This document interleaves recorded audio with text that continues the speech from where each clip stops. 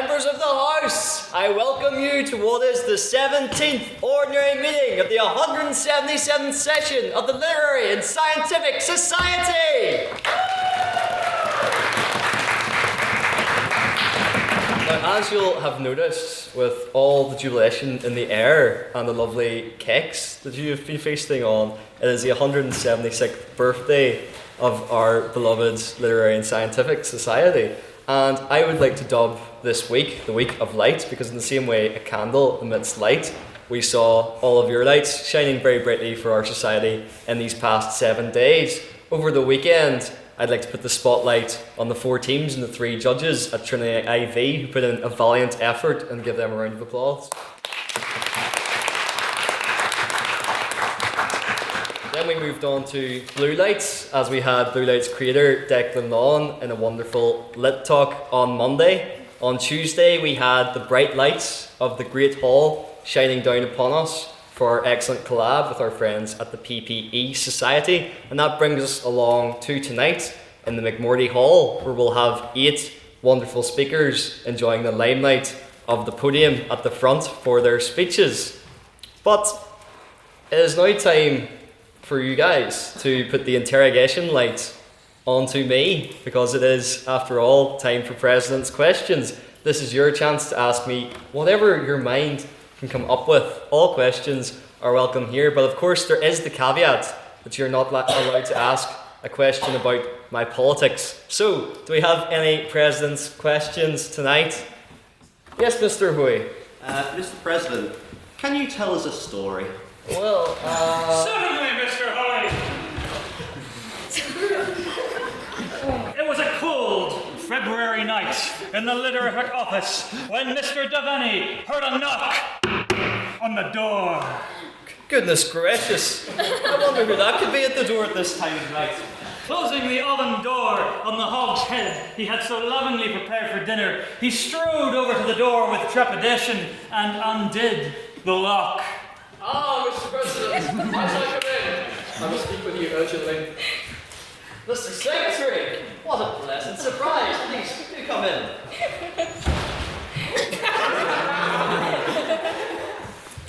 I see you've taken over the SU Blue Sky room again.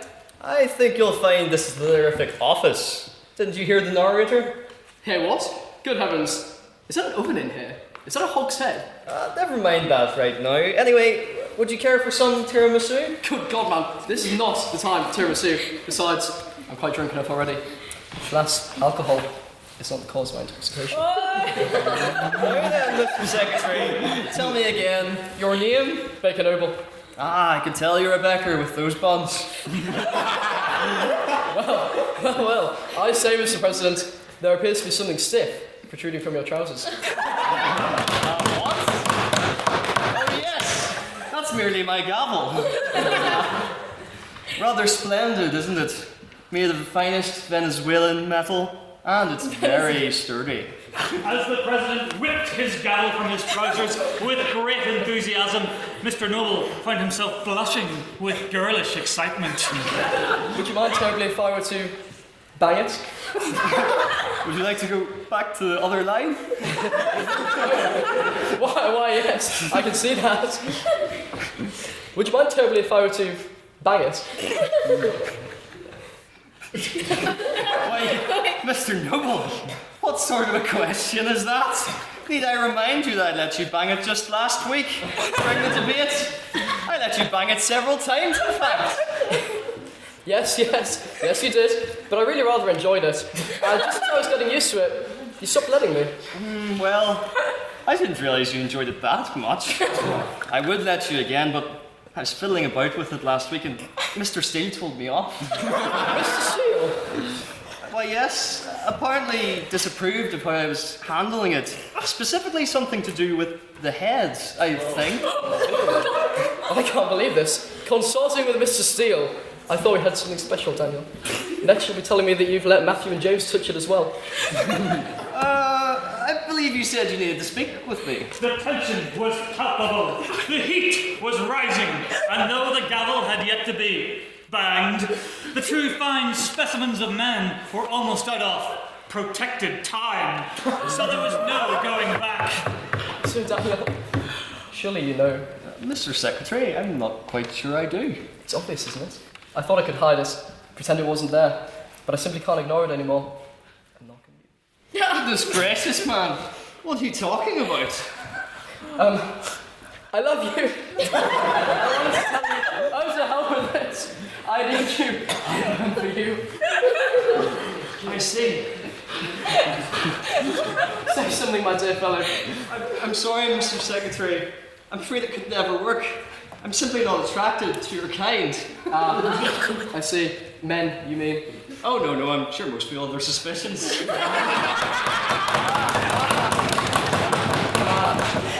Englishman. Is this about proving that you have many Irish friends? No, it's not that at all. Then what is it? Well, you see, it's just, I'm a president. You're a secretary. I could never feel for someone who isn't a president, or at the very least, a vice president. Aha, but Daniel, don't you know? You know what? I'm the vice president of QUB Snow Sports. Suddenly, the attraction between the two was like lightning. Drawn inexorably towards one another, the two began to give in to the searing heat of the moment. Hands disappeared into gowns. Ties were tugged. Oh, Mr. President! Oh, Mr. Vice President!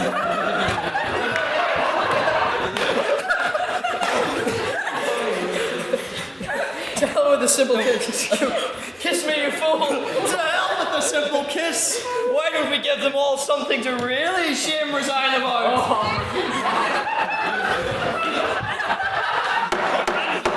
And so, with protected time, long since finished, and the gavel well and truly banged, all that was left to do was to extend the motion to the floor.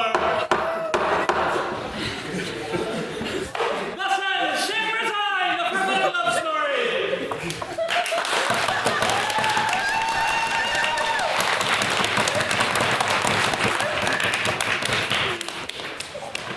Anyway, yes, I'll take another question. Yes, Mark. What's your opinion of these drivers?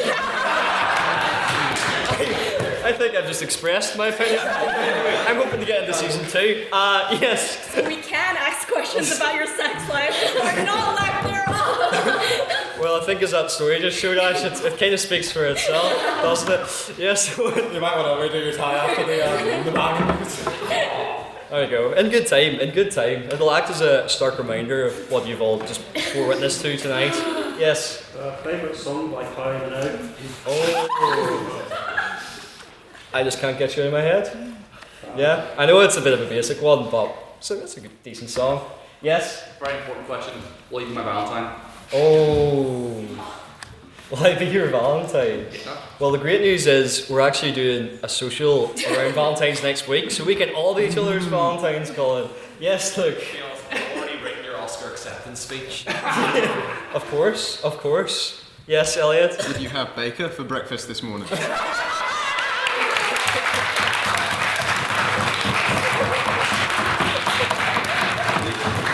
Just this morning? No.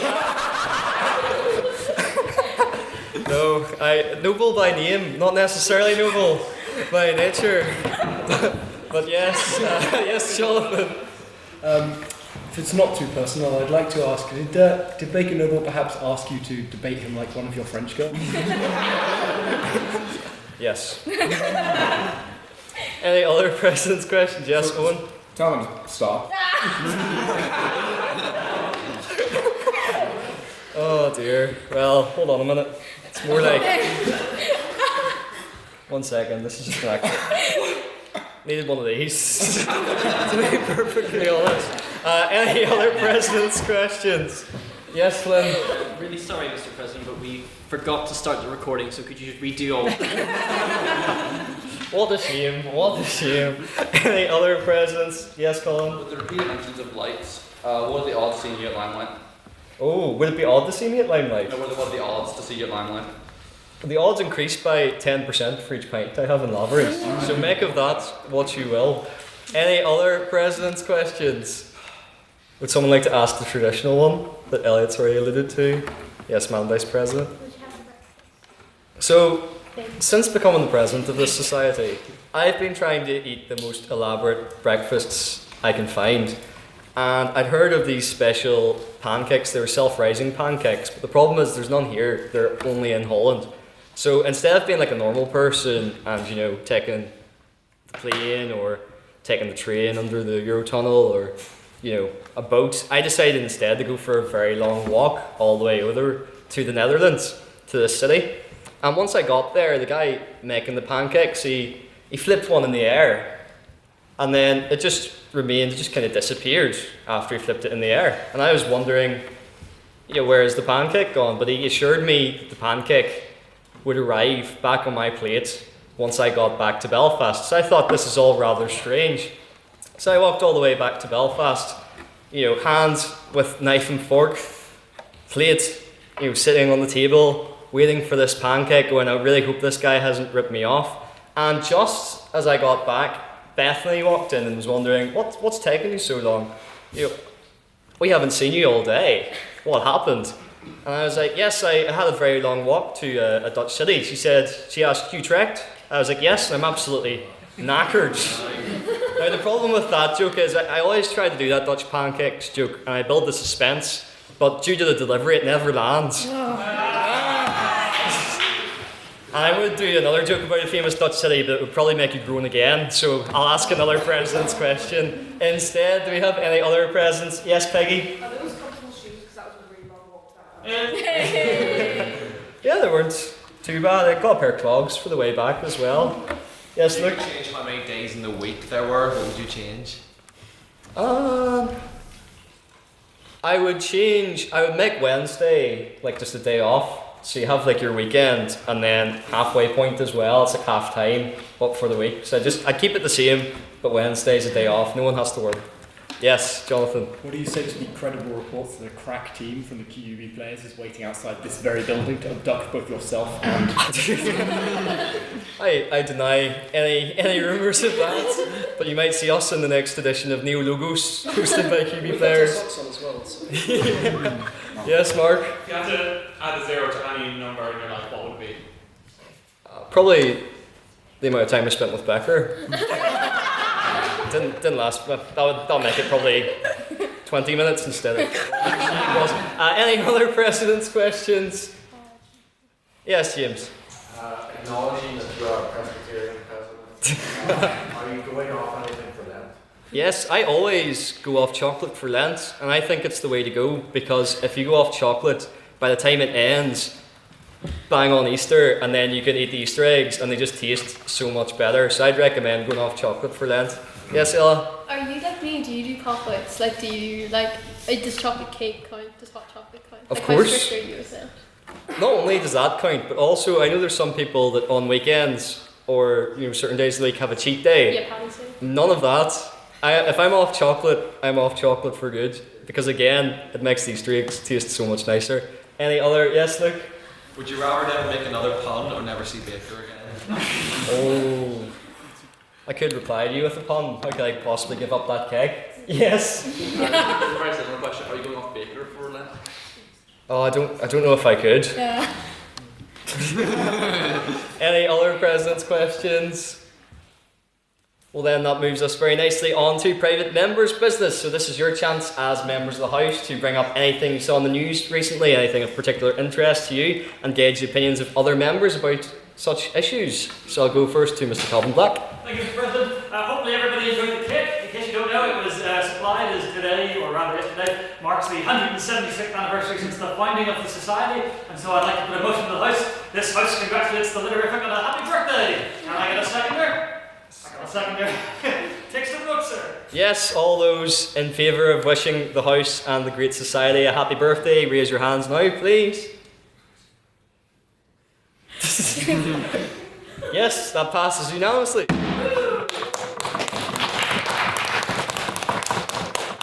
Any other private members' business?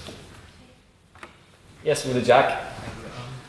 So obviously maybe saw that there was people were saying that Starmer's going to resign finally. So just what does the House think?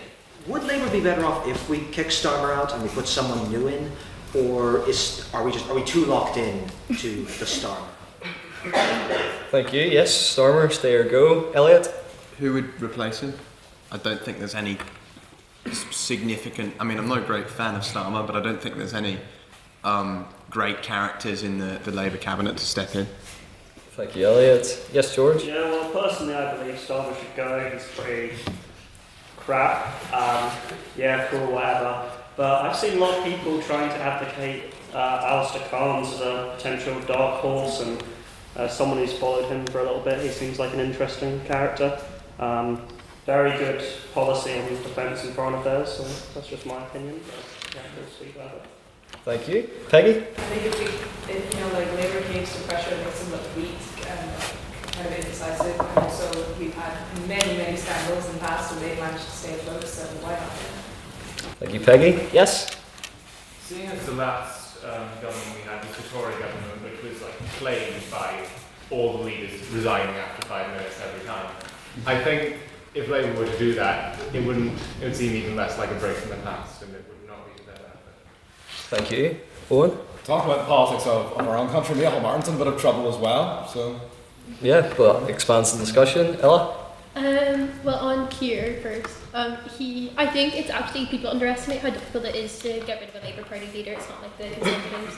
It's actually quite like a difficult system that they have, so it's quite easy for a Labour leader to dig their heels in. I don't know, I think it's a sign of strength that he hasn't gone yet. I don't know whether it's a sign of strength for him to run in the next general election. I think that would be quite a stupid decision. But I do think it would be wrong to have a leadership election right now. And then on Micheál Martin, he's never not in trouble. Like I'm sorry to like the Shinners in the room, but like Fianna Fáil and Fine Gael are going to be in there for a while. Like unless Sinn Féin get their head together down south, because they're really not that well liked anymore. They have it's hard down south to be anti-immigrant, but also pro-socialism, but also pro-immigrant, and then like where I'm from in Donegal, they're pro-life, which they're not anywhere else. Like it is like I'm not against populism, but it's not working for them. Thank you. Yes, one. Sinn Féin is not an anti-immigrant party. Where I am, they are. Like they post, that's a populist party. That's the difference. I'm not going to get it back forth, though. We'll save it for Nappers. But I'm from Sinn Féin home country. Like they made it in my county, so Thank you. new Sinn Féin. Jonathan? I think Labour have a very exciting opportunity, given that they aren't winning the next election. Like, everybody knows they're not winning the next election.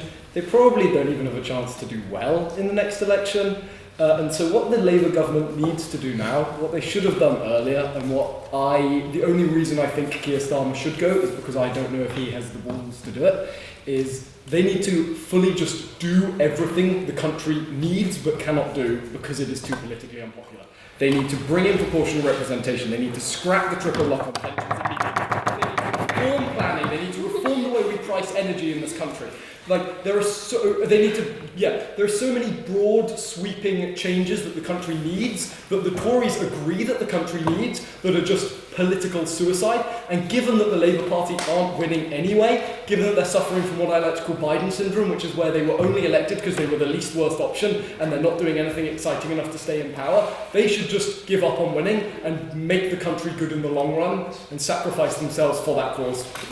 Thank you, Jonathan. Yes, Luke? Bit of private member's business. I'll take a leaf from Jack's wooden stand. So, some of the Lyrific may have saying that Erica Kirk is bringing her grieving from my dead husband on tour with fireworks to Belfast in the hope to recruit some people to join Turning Point USA. And I just wanted the House's thoughts on it, but also I would like to pose a question to James Turch, obviously our event officer. Next lip talk, potentially? Well, our next lip talk is on Monday, thanks for reminding me. Yes. So it will not be Erica Kirk. I can confirm that much. Thank you, sir. Anyone on Turning Point USA coming to Northern Ireland? Yes? As an American, there's no point in having that organization go abroad. And personally, I think Erica Kirk is a grifter, and she's making her money, and so people who are grifters here are gonna really support her and whatever maggots want to do. Thank you. Yes, Ash? So ironically, the anti-immigration side of people will come all and immigrate all the way here when it suits them.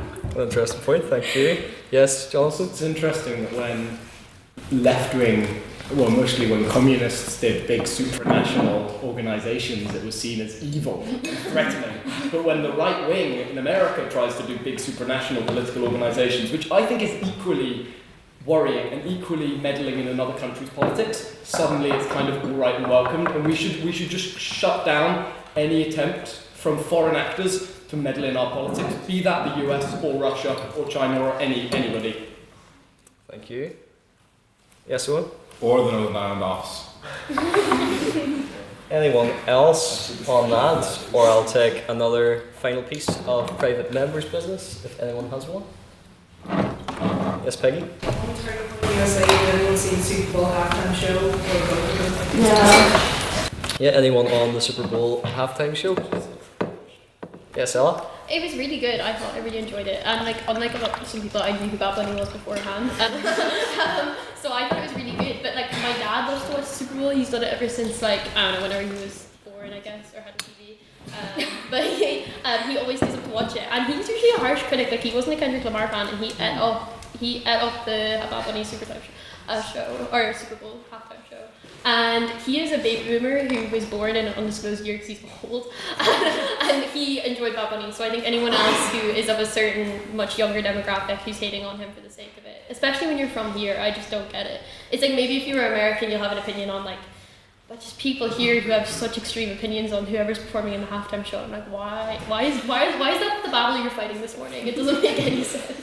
Thank you, Ella. Yes, Luke? I think it's interesting. I have seen wonderful clips of the Turning Point USA. It's wonderful to watch them scream to what is essentially just a sea of empty sea. When you put yourself against an institution like the Super Bowl in a culture war, you're bound to lose, and I think it's probably the most embarrassing thing that's happened to that sort of right-wing section in a long time. When you put yourself against what is essentially an international organisation, and people can see your failure, I don't believe that'll be the best thing for the American right now. Thank you. Yes, Jonathan? Talking of seeing failure, did anyone see the videos that came out from Donald Trump's Super Bowl watch party in Florida, where he was watching the Bad Bunny halftime show and not the Turning Point halftime show? It's just add insult to injury for the Turning Point guys. Yes, thank you. Anyone? Yes, John? So the Super Bowl halftime show is designed to bring a different audience to the Super Bowl versus the general people there for the football. So I was reading an article about the Bad Bunny show, and Bad Bunny is obviously like the biggest like Latin artist out of the minute. Yeah, no, he's huge. But a big part of the reason he was chosen is because despite all of the discrimination against Latino people in the United States at the minute, they are a popular demographic, they're a growing demographic, and they're having a cultural moment as well that's really flourishing.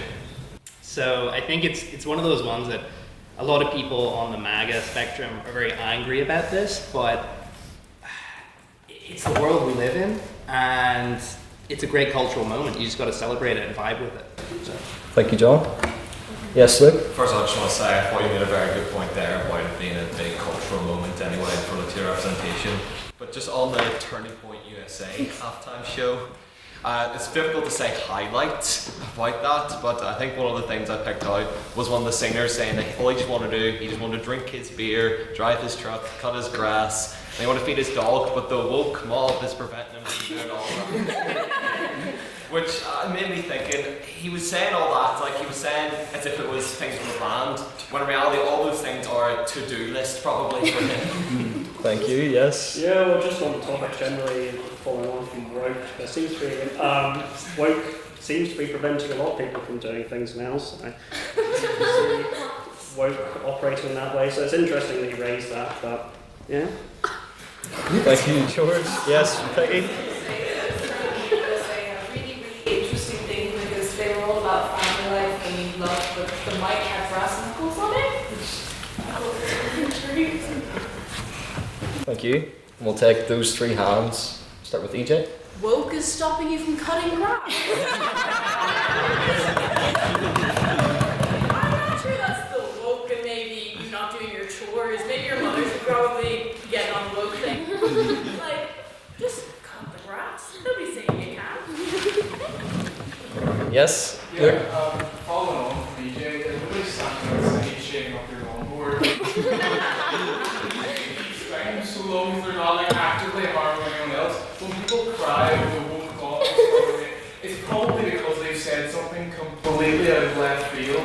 I don't know if you're just trying to claim some kind of victim, but frankly, you could do all of those things. You probably don't have a beer and watch the sunrise on whatever Montana might be finding themselves in a little fever dream. No one's stopping them from doing that because of the woke mob. I think Thank you, and then finally, Ella. I just think it's interesting as well, like I agree with both BJ and Luke, but I think it's interesting that like the left wing have always been marketed as like snowflakes for like the longest time, like, oh, you're offended by everything, like I can't say anything to you.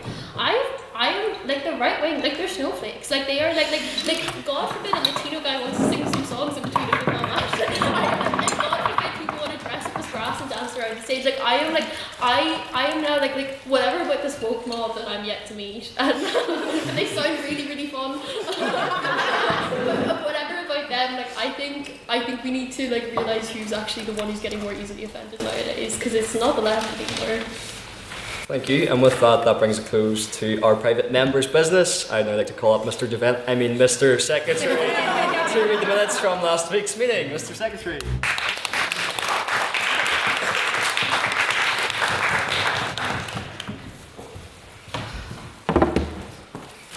On February 5th, 2026, the Queen's University Belfast Literary and Scientific Society convened for the 17th ordinary meeting of the 177th session to debate the motion this House would reinstate Irish language signage at Queen's. President's questions we have from Luca, who said, if a condiment was a person, which would be in the Epstein files? There was no comment. Leon asked what you had for breakfast. You said a joke about eggs in French. Isabel asked how many meals did Bethany cook for you in your communist kitchen? You said none. Luke said, why would you get banned from Xbox Live? You made another egg joke about eggs boxers. Jonathan Massey said, if every animal was the same size, which would win? You said an ant. Conan said, what was your last dream? And you said, most dreams are interrupted by Bethany knocking to get rid of spiders, washing, or fashion advice. Ash said, what instruments can you play? You said piano and trombone, and then described yourself as a pianist and a tromboner. As was evident tonight. Mark said, what instrument would you like to destroy? You said the instruments of the capitalist West. And Luke Collins said, are you aware of the tragedy of Darth Plagueis the Wise? Well, with that we moved on. Private members' business, we heard from James Turish, who put forward a motion to express condolences for Joe Mulholland. Ella seconded it, and it passed unanimously. Conan talked about the law passed in Spain to ban social media for under 16s. Ash said that governments should focus more on formative video games. Isabel said that evidence shows that the smartphone generation are failing more. Parents need to parent. Veronica said that it should be left to the will of the parents and their good advice. Moving on, we heard from Daniel Devaney, who talked about the photos from the Beatles biopic being released.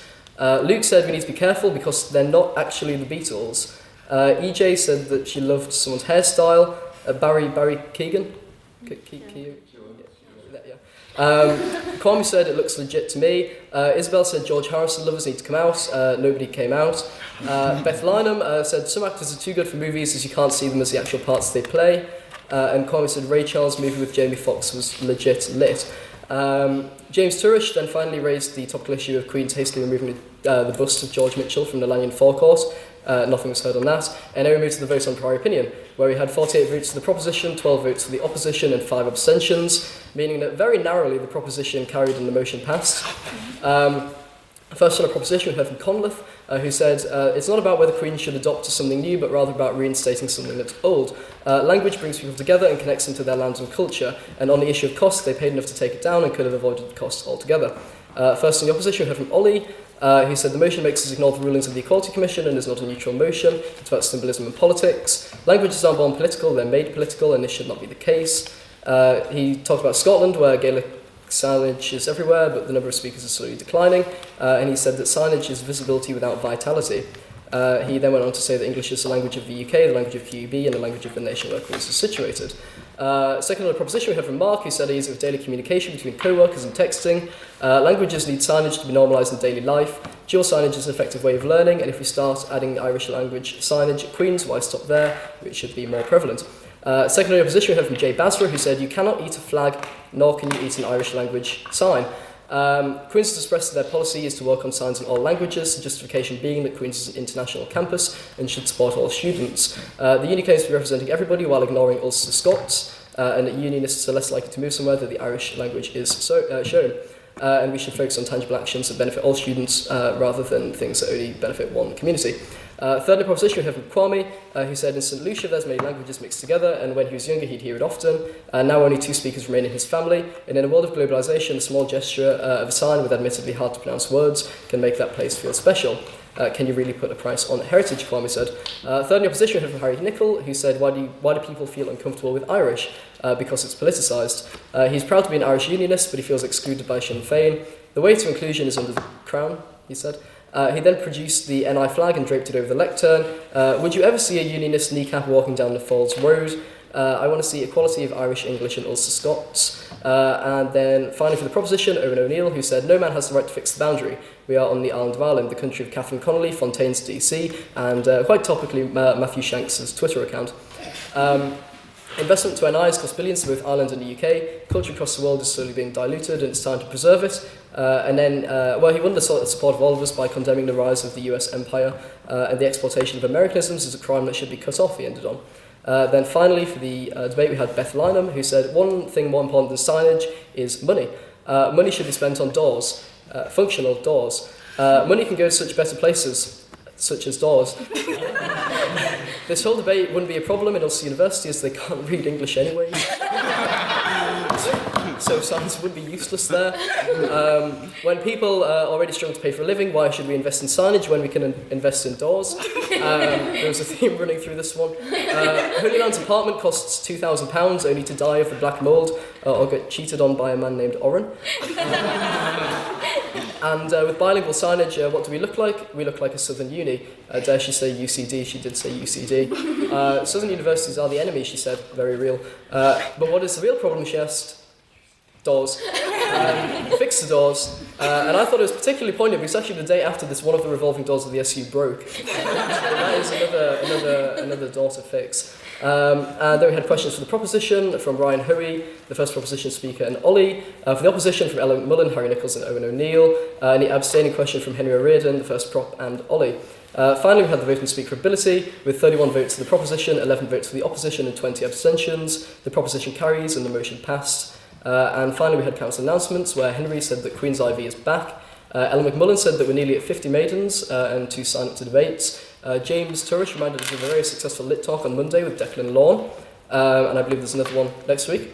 And then Beth Lynham reminded us to buy membership, and for the first time we had a speech without Elliot Dickey's white South African family. So can I take a minute to spread? Yeah.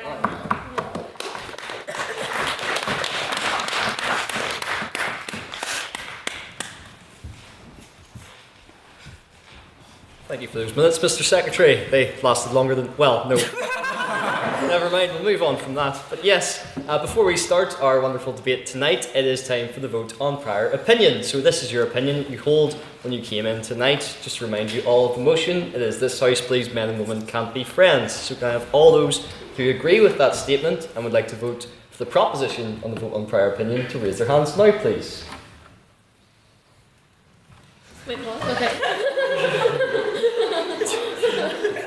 Guys. Is that 5? Cricket talk in silence. 5? Yes, thank you. And can I have all those who disagree with that motion and would like to vote for the opposition on the vote on prior opinion to raise their hands now, please?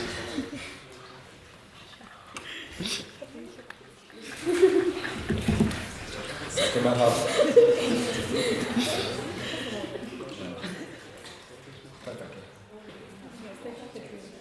33, yep.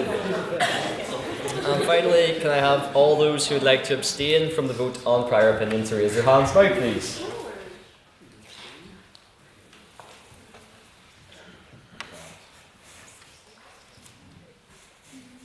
Yes. Mr. Secretary, can I have the results from the vote on prior opinion, please? Yes, with 5 votes for the proposition, 32 votes for the opposition and 9 abstentions, the opposition carries and the motion falls.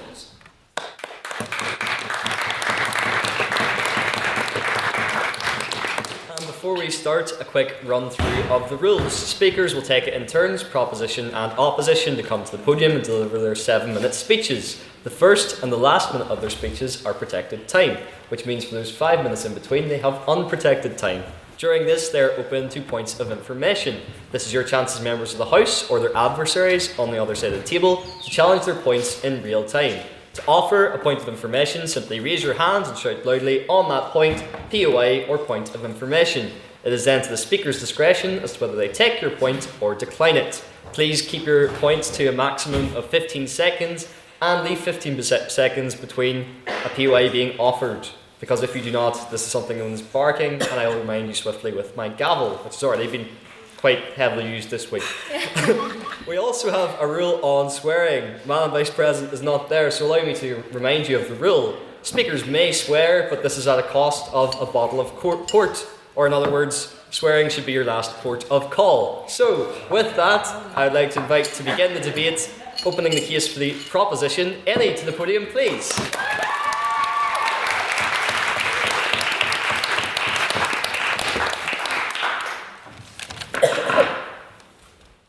Picture this.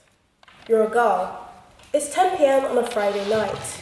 You're watching heated rivalry with your homeboy after you spent 3 months convincing him that his plot aside from the copious amounts of steamy snot. You're munching on popcorn and totally enamoured with Iliad's avoidant attachment because it reminds you of your current humiliationship. But your homeboy, he hasn't said much. In fact, he's just allowed you to speak for over 20 minutes. Which is weird because men usually love speaking of women. We're in a society full of them. They literally don't ever shut up. Now it's 11. Over the past hour, he's edged closer and closer towards you and paid less and less attention to the show. Now he's staring only at you and not at Shane's fantastic booty. You're starting to feel like something's amiss. And then he opens his mouth and utters a hesitant, "I have something to tell you." In an instant, you can tell this is serious. A myriad of possibilities flash through your mind. Did he leave the stove on? Is his prostate okay? Did he bet on Man United winning? Soon, he whispers, "There's a scar like." Internally, you rejoice. Thank God, this loser is no longer going to be single.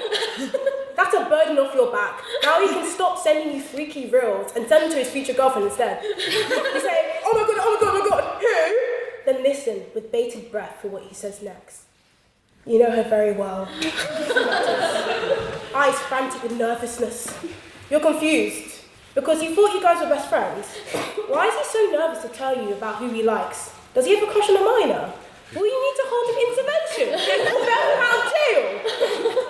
The toll bells of inevitability ring. With one final admission of doom, he holds your hands, leans in and whispers, "I like you."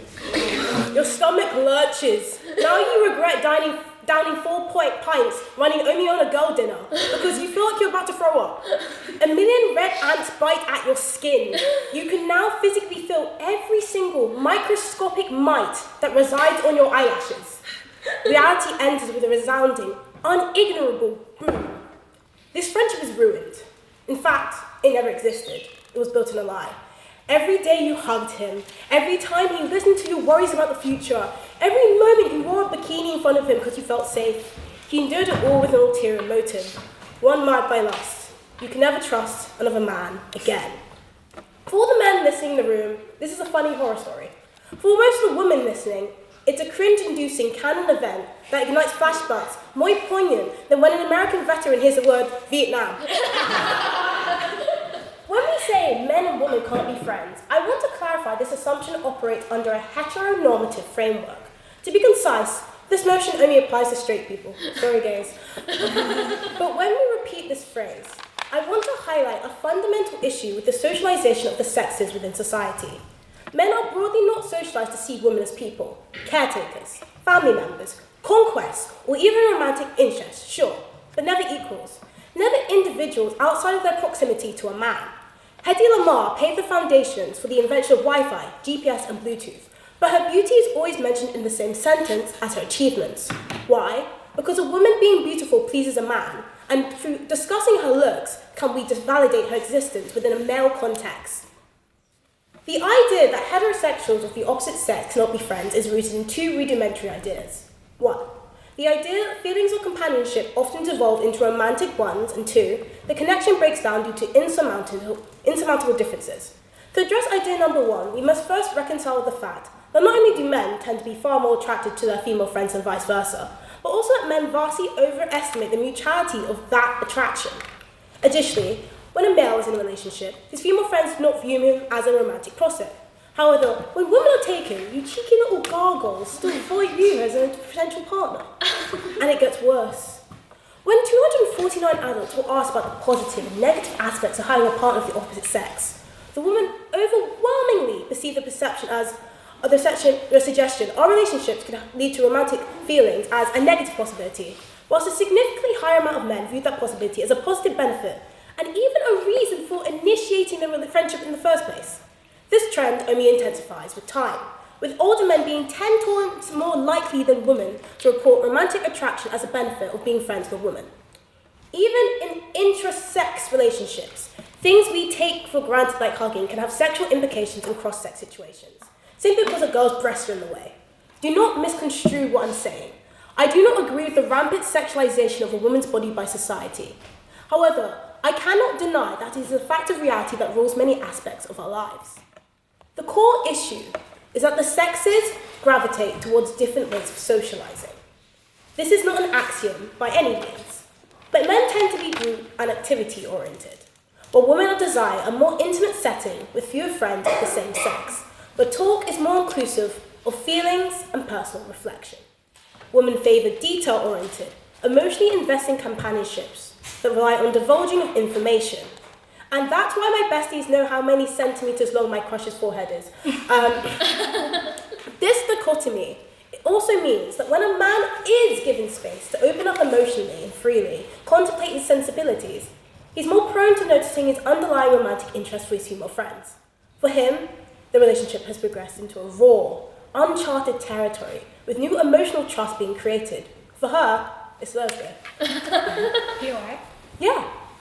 Do you not think that the relationship between men and women are no longer so simplistic as you describe? I think, oddly enough, that they're becoming more and more simplistic with the influx of right-wing ideology in the internet that is radicalizing people, that is making men and women more isolated from each other. Sorry, I'll keep it. The point of my argument is not to demonize male interest or further ostracize an already very isolated generation, but rather make you reconsider what you consider a friendship. Bro, do you actually love her? Or is she just the first mildly attractive person who listened? And in the words of the greats, do not let that void ruin your status as the greatest true self in Chudtopia. Thank you.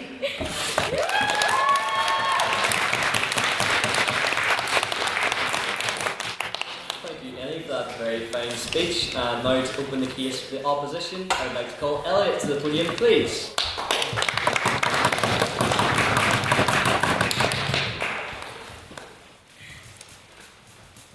Sorry, give me a minute. I'm just setting my timer up because I'm running very under material for this speech, so we're going to have to stretch it out. POIs would be absolutely fantastic if you could manage them. We live in a world of looks maxers and gooners. In the words of April Levain, he was a chud. Can I make it any more obvious? But in this realm, in these challenging conditions, can men and women still be friends? Sorry, I struggle with my own handwriting.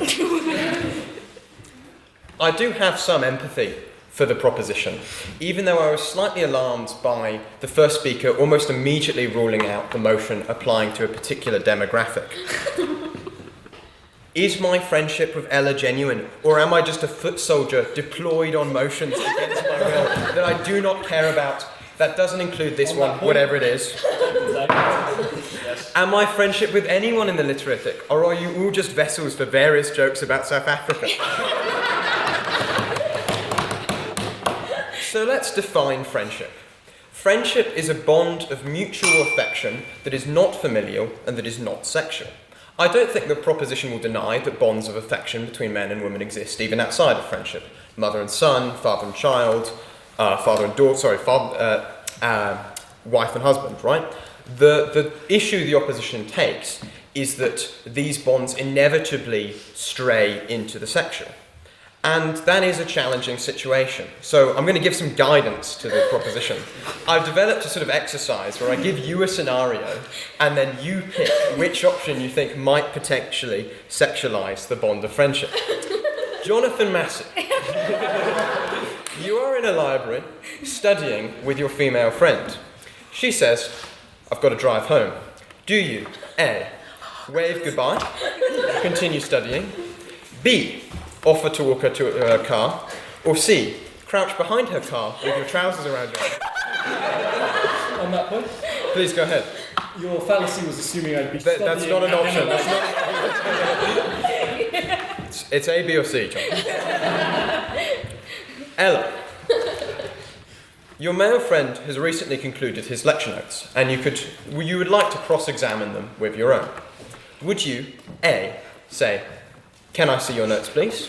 B, can we cover the material together? Or C, can I stack donuts on it? Maybe it's not always that obvious, but the line between friendship and sexualizing that friendship is always, to a degree, obvious. In the man in your example consciously chose to step over that boundary. That was not a shaky situation. He knew what he was doing. On that point, Go ahead. so if you're not friends, why are you inviting him to, to come over to yours and watch a movie, like friends? So you're saying that... I'm saying that no, don't get me wrong. The friendship in the watching of heated rivalry, that great ritual of friends since time immemorial, is certainly a friendship.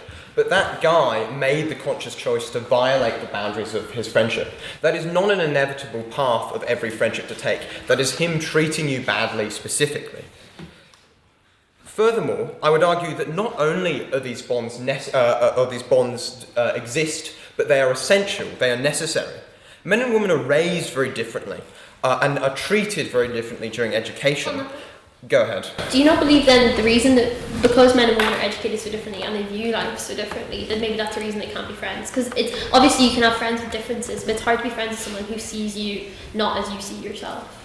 I don't think that it should be an intrinsic quality of men. I think men should be held to a higher standard than the idea that they see you as not yourself. But I would say that men have different experiences than women. That is very true. But it is that different experiences that make the difference in perspective that you get from having friendships with someone across that gender boundary really important. To be perfectly frank, I don't really trust men who say that they don't have female friends that they wouldn't think of going on a date with. And to be honest, I don't really trust women who say they have male friends who they're not, who they don't have. Yeah, I'm trying to think how to phrase it. I don't trust people who say that they have friends of the opposite sex that they wouldn't consider dating, because I think that's kind of, I'm sure you'd agree, that's kind of a reductive if you view all of your friends as potential sex objects. So I think it's really important to have these platonic friendships with people of the opposite sex. Very nearly dug my own grave there.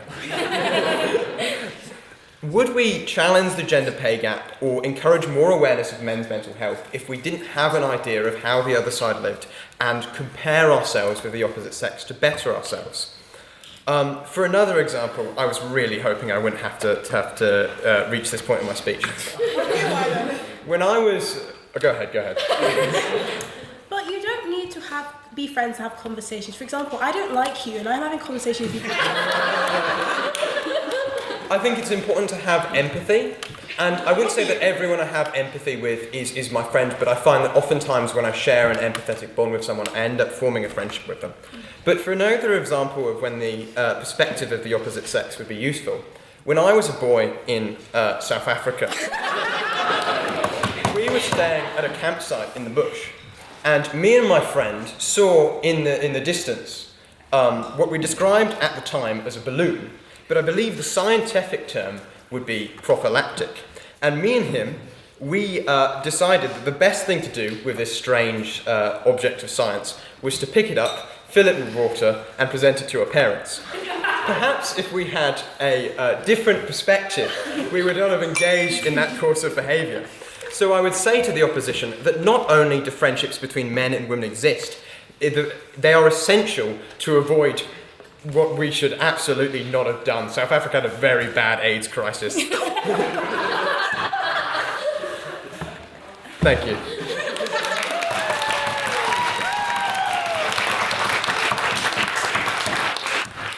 Thank you, Elliot, for that very fine speech. And now, second on the proposition, I would like to invite Florence to the podium, please.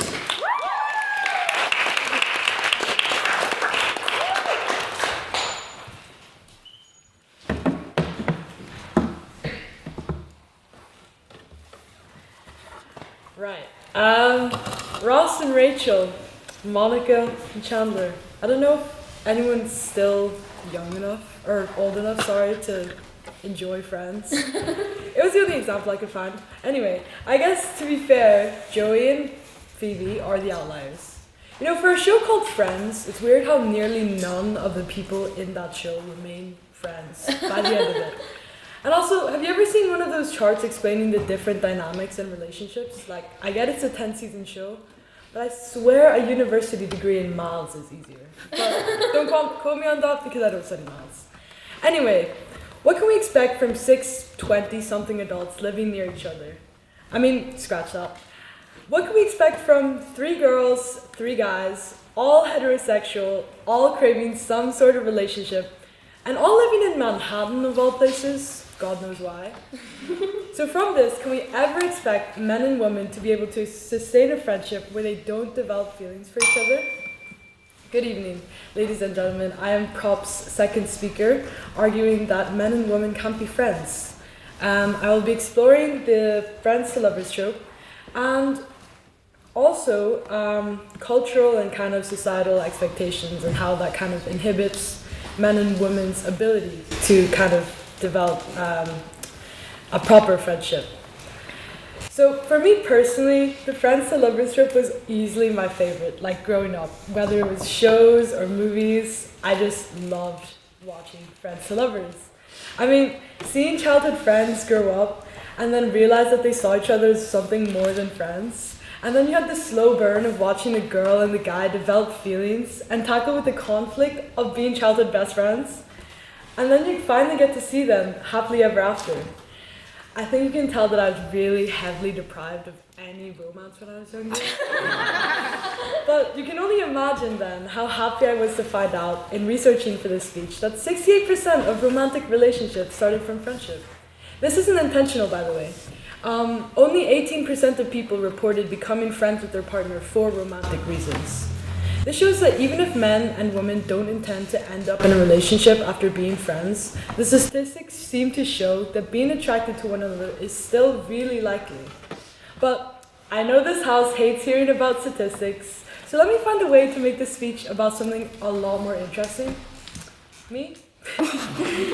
So I meet this guy called Abhishek, and we meet up through badminton. I used to think, wow, I really click with this guy. And we just became closer and closer, and we eventually became best friends. We would stay up late to text each other, we would go to McClay, play badminton. Can you tell Valentine's is really close by, guys? At some point, I began to wonder whether we both just wanted to stay as friends. Like, would I be satisfied if I was just friends with this guy? And here I am 2 months into a relationship. Don't know if that's a mistake or not. But it isn't all sunshine and rainbows, and behind this proposition there still remains many like sexist undertones. To say that men and women can be friends sounds great in theory, but I want to argue that this simply isn't a reality for many. Let me start with the popularity of single-sex secondary schools here. From the age of, say, 11, many kids will attend a school where they only get the opportunity to talk mostly either to guys or girls, depending on where you went. In between GCSEs, A-levels, or burning your hair off from the Bunsen burner in science, who did that? Where are these kids finding the time to go out of their school bubble and talk to the opposite sex? I mean, men and women can't be friends if they are never given the environment from which they can branch out to the opposite gender. No, thank you. If we think about the exclusion of many women as well from workplace or education in many countries, this only goes to enforce the vision that men and women can only ever be romantic partners, however twisted that vision is. I mean, how can we argue that men and women can't be friends when we look at can be friends when we look at countries like Afghanistan, where under the rule of the Taliban, teenage girls cannot attend school after the 6th grade? I mean, we know that these inequalities, still exist between men and women. So how then can we create the foundations for a proper friendship? If patriarchal values still remain prevalent, then can a woman ever truly be friends with a man if she is not seen by that man as his equal? After all, the biggest feature of a healthy friendship is being able to see one another eye to eye on equal standings. So I want to argue that men and women can't be friends because the relationship will always be affected by an unhealthy power dynamic influenced by the patriarchy, which continues to put the man on top. So TLDR, I hate men. Shocker! But anyway, men and women can try to be friends, and it's nice that the opposition wants to argue that they can be. But I just believe that this dynamic just doesn't work. It's riddled with issues of like developing feelings, or issues regarding power dynamics set up by the patriarchy. No, thank you. And I know that Valentine's is coming up, but for my single ladies in the room that are hopefully hanging out with friends, okay, I want you guys to remember that it's Galentine's, because quite frankly, why would a man be there? That's all I have.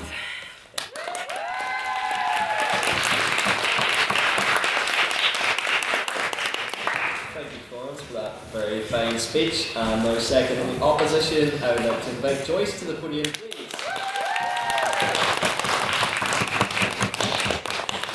Hello everyone, my name is Joyce. I think most of you here first time to see me today. Yeah, my first time. So, today I'm glad to oppose the motion men and women can't be friends. Let's be frank. Imagine, think about this. We all know women love talking because I really love to do talking. I can do a whole day talking in one night. And I believe that it's really good. You know, Friday night in the evening with your friend, you talk with a male friend because they are good listeners compared to us. I'm not a good listener. And because of that, you can't tell me that men and women can't be friends because of gender. I don't think gender should oppose anything. Personally, I don't think gender should be one of the causes why men and women can't be friends. Sorry, my handwriting is really bad. Friendship shouldn't be based on human connection. Friendship should be based on human connection and not on gender only. You can't stop a long, good bond because of gender. You can't oppose that. Kind of scared right now. And also, like when men and women are friends, you bring different ideas on the table. Why? Because men and women are not alike. We have different ideas. We have different people. We are opposite people.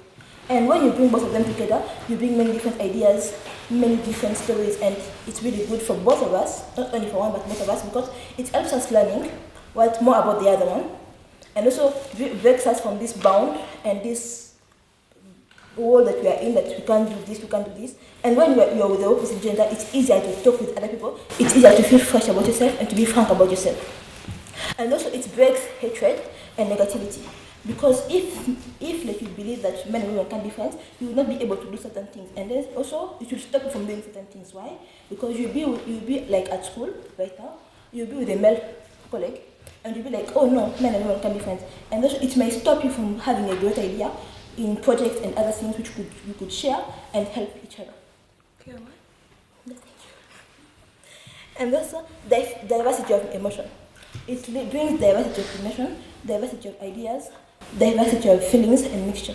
And I don't think that if men and women are friends, it will always lead to sexual activity. I don't think so. And I believe that all of us don't think so. Men and women are raised differently, and we have different ideas. Because of that, if you be sharing an idea with a male colleague, you be sharing an idea with a female colleague, it will help you. It will help you personally to be more happy, to be more friendly about yourself. And everywhere other places you will go, everywhere other place you go, and you'll be able to meet people you don't know.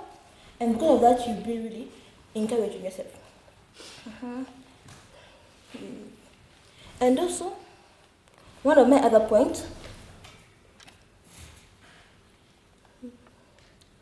it brings to evidence it leads to healthy success. How? The more you talk to people, the more you're healthy. Because friends reduces depression, reduces stress, and brings health. And also, the more you talk to different genders, the more you'll be more healthy and the more you'll be more friendly.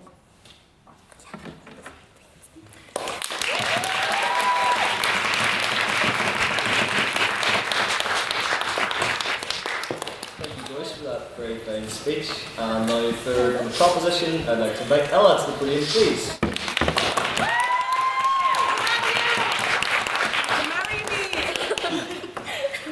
Good evening, friends and men in the room.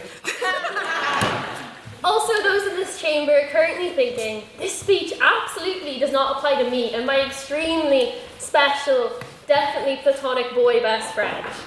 Tonight I would like to defend a truth that's uncomfortable, inconvenient, and slightly embarrassing because we've all watched it happen unfold in real time.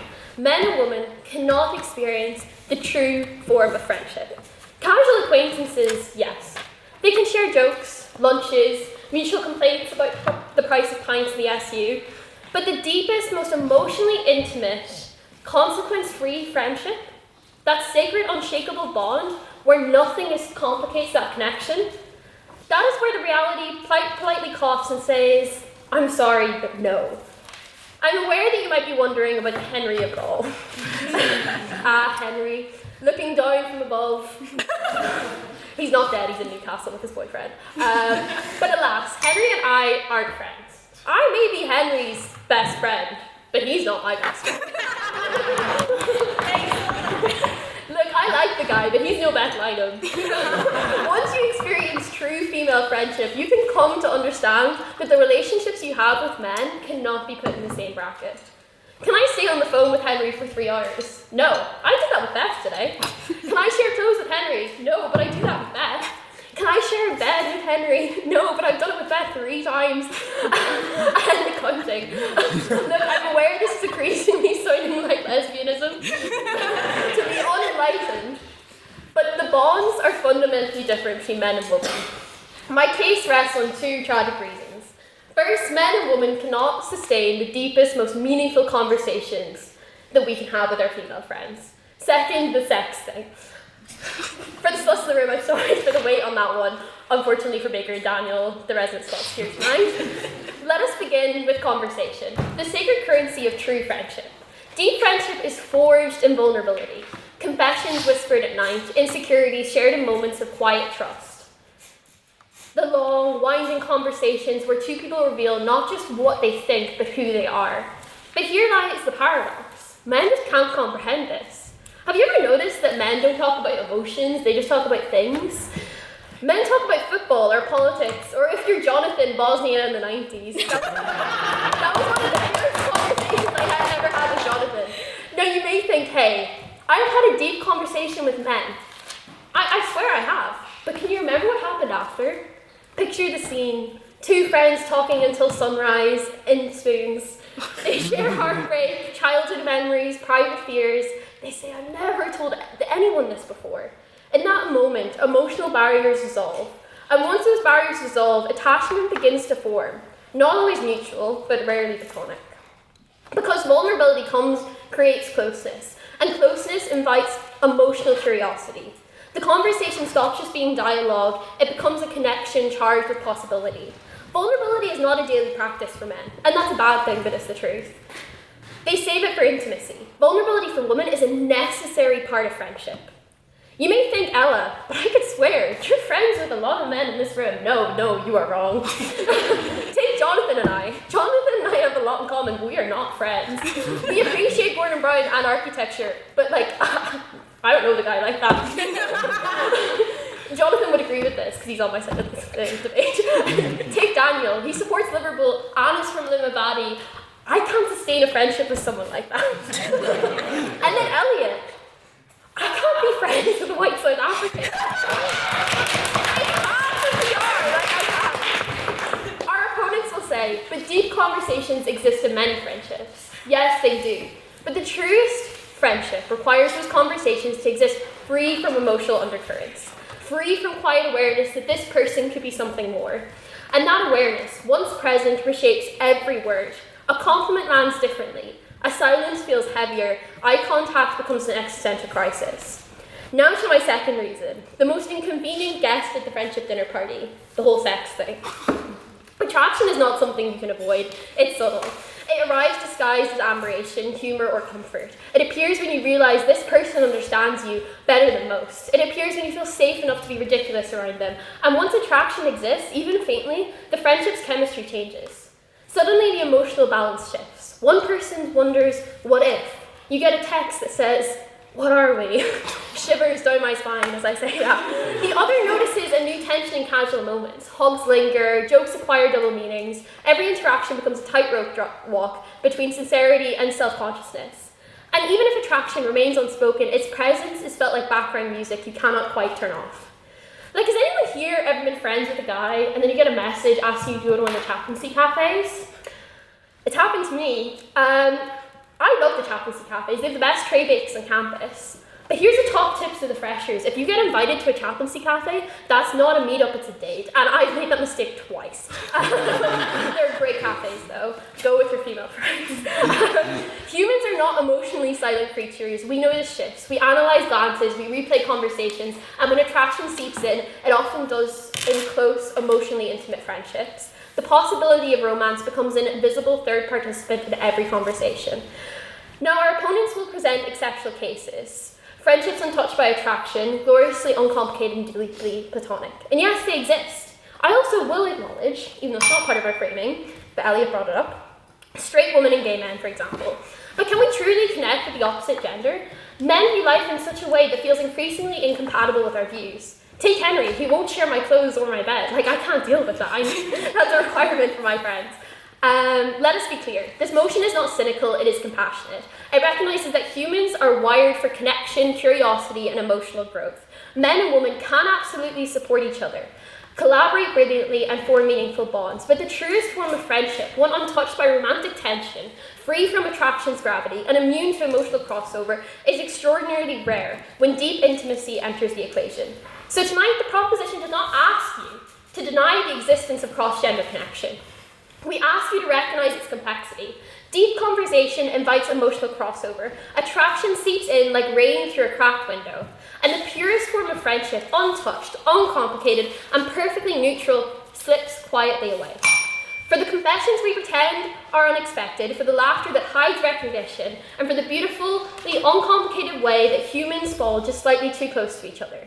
Vote for the proposition, vote for Beth Lynham, Gurmil Labour.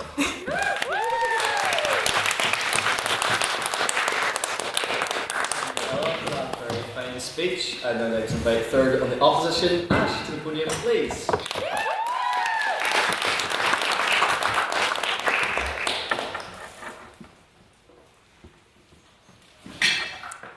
If men and women truly cannot be friends, as proposition posits, then I've got big news to my male friends in the audience. Surprise! You're getting promoted. My friends, you are apparently now collectively all my husbands. In fact, welcome to my newly established harem of husbands. We're skipping the boyfriend part. I mean, it's got the word friend in it, so clearly it just wouldn't work. Merch is on its way. I'm in the process of getting little pins for y'all. It says Ash's husband. I'm sorry I had to find out this way, but please form an orderly queue. My favorite flowers are tulips, and I'm expecting chocolates from each and every one of you this Valentine's Day. Yes, I do have a list, and I will be checking it twice. Okay, like, of course I'm kidding, guys, don't worry. I'd never proposed to a man. Like, can you imagine? No. Polygamy is still very much illegal, and I'd rather drink bleach than even conceive of the hypothetical notion of marrying Elliot. Now, this exercise in absurdity is to demonstrate just how ridiculous proposition's logic is and how it fails to materialize in our modern-day reality. A motion like this so intuitively begs for anecdotal rejection. I feel my mere existence on the stage is evidentiary enough to elicit the contrary. I'm a bi woman attracted to both sexes and have close platonic friendships with both men and women. And I just know the members of this house similarly relate to having friends of the opposite sex. And I'm going to quickly deviate from my speech to say Ella is describing a friendship that I don't think is actually in the room. What friendship is completely uncomplicated? What friendship is completely holds no boundaries? Well, at least I know Jonathan Massey on Proposition definitely does have friends of the opposite sex.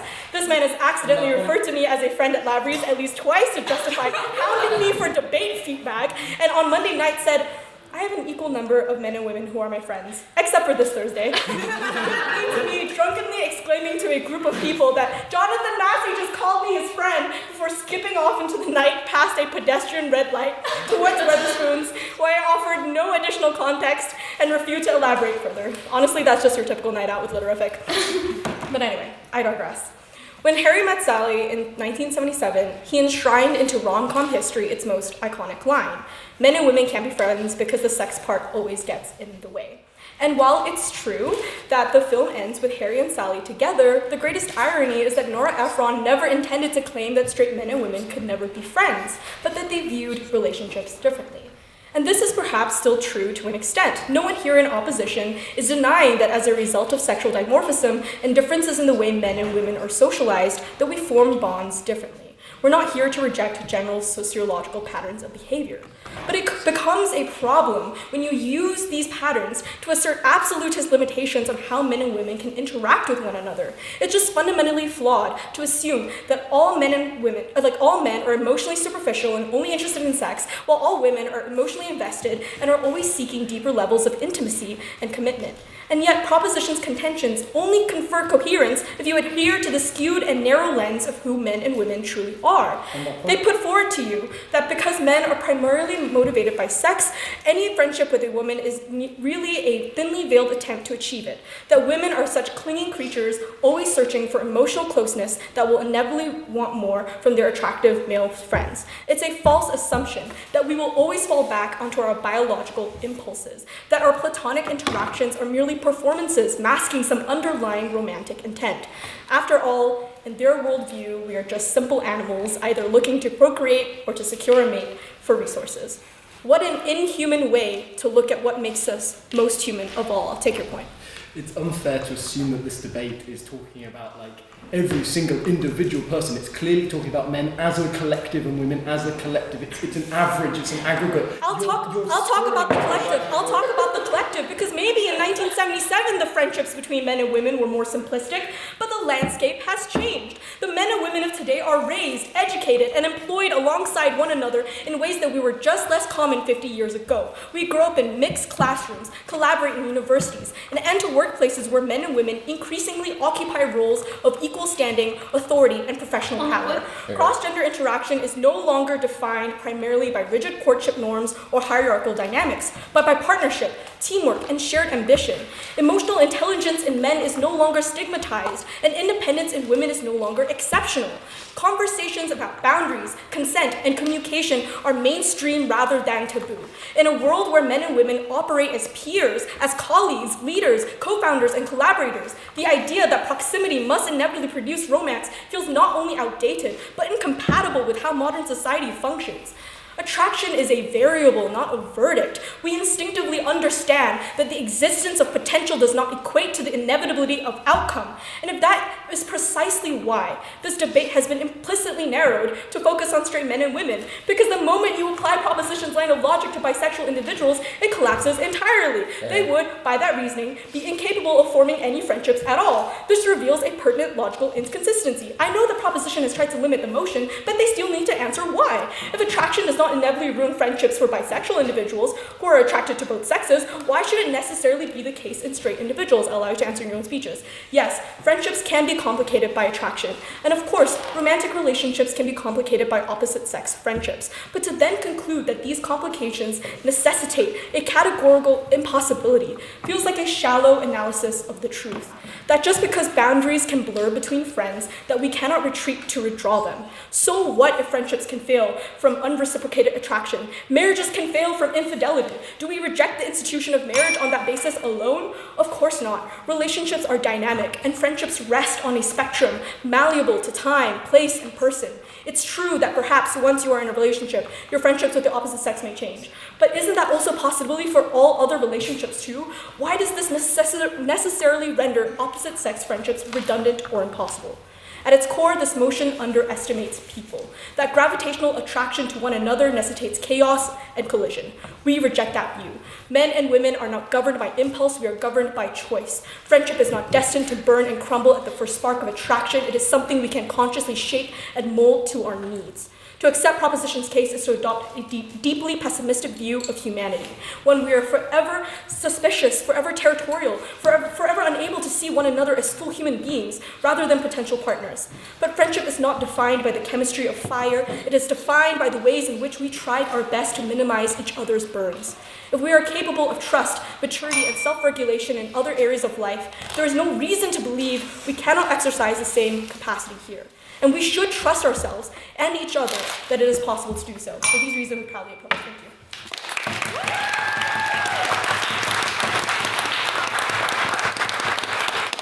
Thank you, Ash, for that very fine speech. And now to close the case for the proposition, I'd like to invite Jonathan to the podium, please.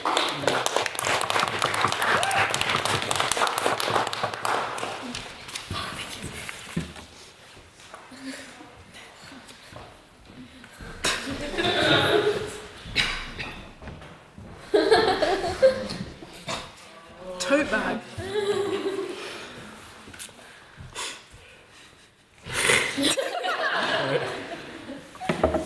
I find it ironic that Ash says we're governed by choice. I think the House should know tonight that Ash doesn't believe in free will before we start. But I was going to sort of pull together a performative male outfit, but then I realised I already bring a tote bag everywhere. I already use wired headphones.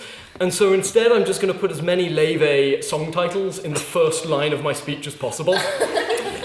This has been a night to remember. But unfortunately it's tough luck and too little too late, as the opposition argument has already been falling behind from the start.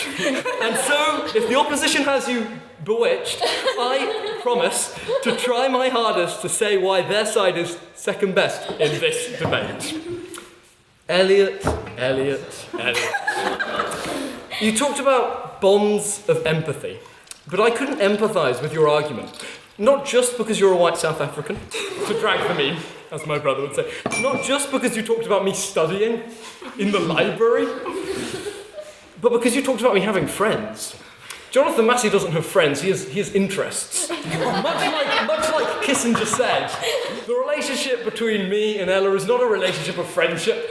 It's a relationship like the one between Saudi Arabia and the USA. Do they really get along? We'll never know. But all we can say is that there are mutual benefits, and I get to be on some debates that I want to be on, and she gets to force me to do some debates that I don't want to be on. And so each side benefits. But no, I will actually engage in what Elliot said, unlike him in the capitalism debate. Elliot talks about mutual bonds. But our side pushes, how can we have mutual bonds when the playing field is not level, when the bonds are not truly mutual? Elliot says men should be held to a higher standard. We agree. PY? Our point is that at the moment, it is uneven. The relationship between men and women is not an equitable one. In a world where it was equal, men and women, of course, could and would be friends. But the world is a horrible, unequal place. And from a young age, we are very taught not to follow how it should be. Look at studies. I love a study.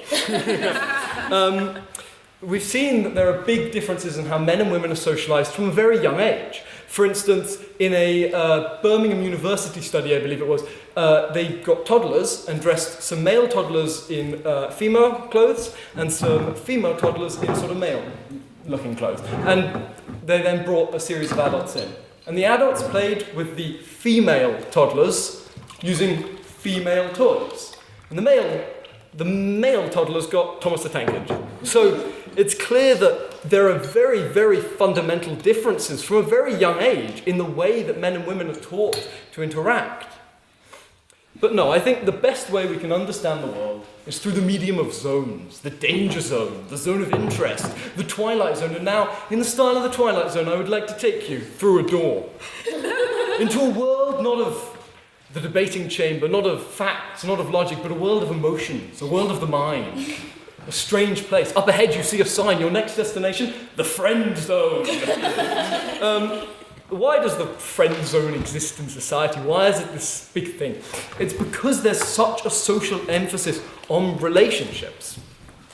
Ash has tried to make the point that I have female friends. I have people that bring me mutual benefit who happen to be females. That's a very different thing, House. But interestingly, so many times when I engage with someone who's a woman, people start to ask questions. They start to make assumptions. They go, are you dating this person? Immediately, without any other thing. I literally sit in a cafe with a friend, and 3 different people from various walks of life have heard through the grapevine that I've done this and are asking me if I've got a girlfriend. And it's like, no, you guys know me, I don't have a girlfriend. This is the problem. These social barriers mean that romance is always assumed by others. As George W. Bush said, families is where nations find hope, where wings take dream. But no, to move on to sort of what Ash said, because Ash proved my point very, very neatly. Ash talked about how we'd escaped the rigid courtship norms, we'd moved past 1977, but then Ash opened the speech by saying, I would never propose to a man. It's clear that these rigid norms are deeply rooted in society and remain so. How can we have truly mutual friendships when these conceptions within society are so foundational? PY? When we can't challenge them? Go ahead. I would never propose to a man because I'd never kneel to one. It's true, maybe, but many people won't propose to a man for societal reasons. Like, you haven't disproven the point, I'm afraid. that was funny.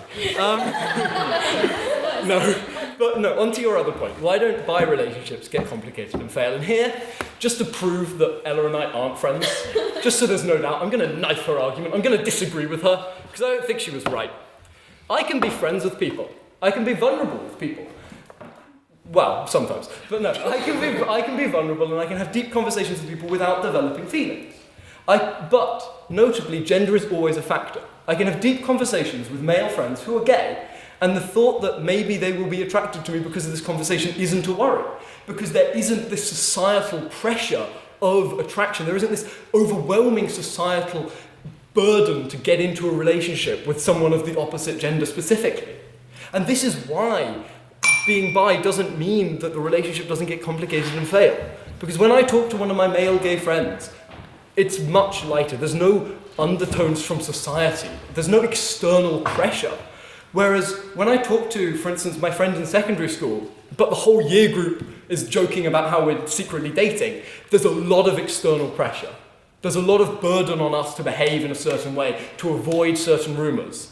And so it's clear that there is something foundational to society. There is something that stops men and women being friends. This isn't a debate which says all men can't be friends with all women. This is a debate that says men as a group and women as a group cannot be friends on aggregate. And this is true because of these overwhelming societal pressures. Because the way that society is stacked against the relationship from the very start. Thank you.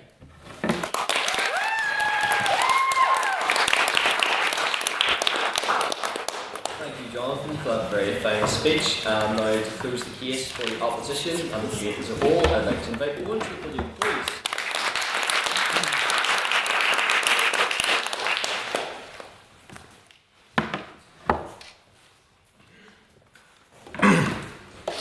Mr. President, members of the Council, my friends in the opposition, my colleagues on the proposition, members of the society, I'm going to be blunt with you people. I like to have the entire prose of a speech written before I start it. There's no prose. So I'm going to wing it and we're going to make a show of it. I'll begin by just saying the motion is just plainly false from whatever way you look at it. Friendships do actively exist between men and women. And the way it's phrased is, it falls into that trap. Defence of the motion in its current form is little more than just playground politicking. To make it blunt and honest. And it quite frankly says more about you than it does society. My own friendships with the like of future flatmates who are currently in London, or as we call it in West, Derry, London, are proof of that. Myself and Jonathan, who's just joining us for the first time, had many friendships with women when we both attended the Belfast School of Performing Arts together all those many years ago. And we quite enjoyed that little performance at the start there, Daniel. Now, I'll go so far to say this. Attraction does not kill friendships. You can be attracted to someone that you're in a friendship with, and that does not immediately render the friendship completely null and void. Dare I say, recognition of that, maybe not to the other person, but recognition in yourself, and dealing with it, understanding it, and growing as a person to move past this makes the friendship in itself stronger. As being attracted to someone is not...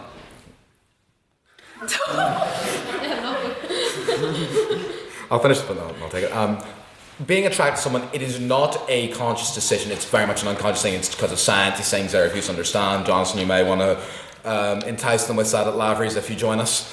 But the people you choose as friends are very much a conscious choice. So to prove that we are better than animals, we must make our conscious decisions in this life mean more than our unconscious ones. And your arm must be getting tired. Men often will be attracted to a woman turns them down. It might hurt them feelings, but they're like, I'll just move on because there'll be another woman. But for women, when they find out a man is attracted to them, it is like, wait, so I was just an object this whole entire time. Like, what was this friendship to you? Because it's obviously not what it was to me. Like, That's why they never need to know.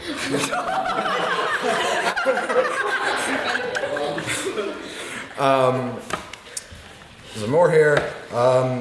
Yeah, you think someone can put up the handwriting. You should see this. This is awful.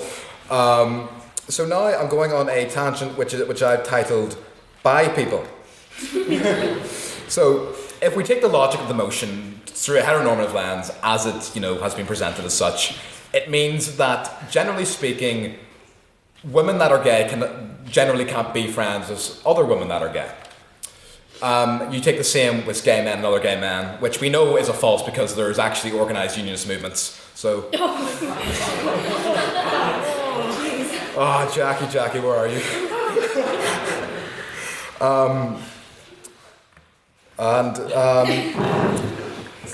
I'm bi as well. What the hell do I do? Do I just go into solitude with no friends forever? By the logic of the motion, it just, I fail to understand how you can apply it critically to normal everyday life. Because it's, again, an absurdity. To make such what the proposition have done is generalize the human species. What part of the human species is general? What blanket statement can you apply to this civilization that just applies? There's always caveats. There's always exceptions. Which is, unluckily for you, the motion had to be titled something short and snappy. So, I'm going on here because I've run out of. Actually, no, I'll wrap this up. I want to go to Lavery's. So now, after because we're not out of the woods yet. After questions, we will all go to Lavery's. Johnson, please.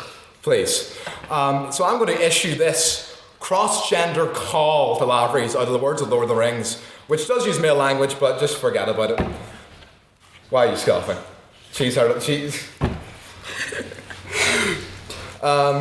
right. Sons of Lavery, sons of Spoons, hold your ground. I see in your eyes the same fear that would take the heart of me. A day may come when the courage of man fails and we forsake our friendships and break all bonds of fellowship. But it is not this day. And our shots are getting blackout when the age of man comes crashing down. But it is not this day. This day we drink. By all that you hold dear on this good earth, I bid you drink. Men of the West. I commend my comments to the House and urge you to reject the motion. I'm about to go.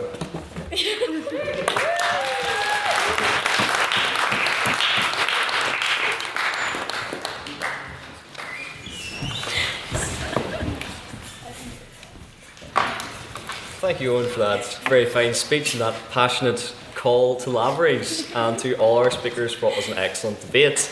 But, as you all know, we are not out of the woods, or rather off to the woodworkers yet, as it is now time for questions from the House. So, Can I have anyone ask a question for the proposition, please? Yes, George.